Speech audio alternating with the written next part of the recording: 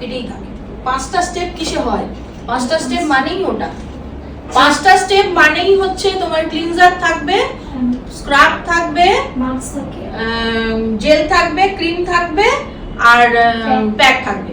এটাই হচ্ছে 5টা ফেশিয়াল কিট, মানে একটা নরমাল প্রফেশনাল কিটের এই 5টা স্টেপ থাকবেই। এবারে আমাকে চুজ করে নিতে হবে, যার ধরো যদি আমি ওর স্কিন নিই, যদি আমি ওর স্কিন নিই সেক্ষেত্রে আমি কি করব?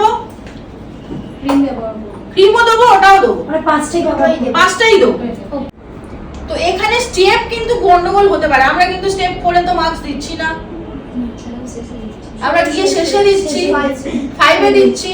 সেই জন্য বলছি বাজারে যা কিছু কিট তুমি পাচ্ছ সেটা যা যা স্টেপ লেখা আছে স্টেপ দেখবে না, লেখাটা দেখবে জিনিসটা কি আছে। সেই অনুযায়ী আমার যা ক্লায়েন্টের রিকোয়ারমেন্ট আছে সেই অনুযায়ী আমি জিনিসটা কাস্টমাইজ করব।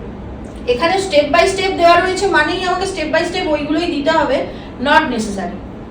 এরকমও কিট পাবে আজকের বাড়ি গিয়ে সবাই নাইকাতে ফেশিয়াল কিনতে হবে না, কোনো টাকা ইনভেস্ট করতে হবে না, কিন্তু নলেজ গ্যাদার করার জন্য ফেশিয়াল কিট গুলো সরিয়ে সরিয়ে দেখবে যে তার মধ্যে কি কি রয়েছে, কটা স্টেপ রয়েছে, কি কি রয়েছে, নলেজ গ্যাদার করার জন্য। এই রকম ভাবে যদি আমার মনে হয় যে আমি প্রপার রেজাল্ট দিতে চাই, তাহলে আমি জেল বা সিরাম ফর্মে যেগুলো রয়েছে সেগুলোকে আগে দেব, তারপরে গিয়ে ক্রিম দেব।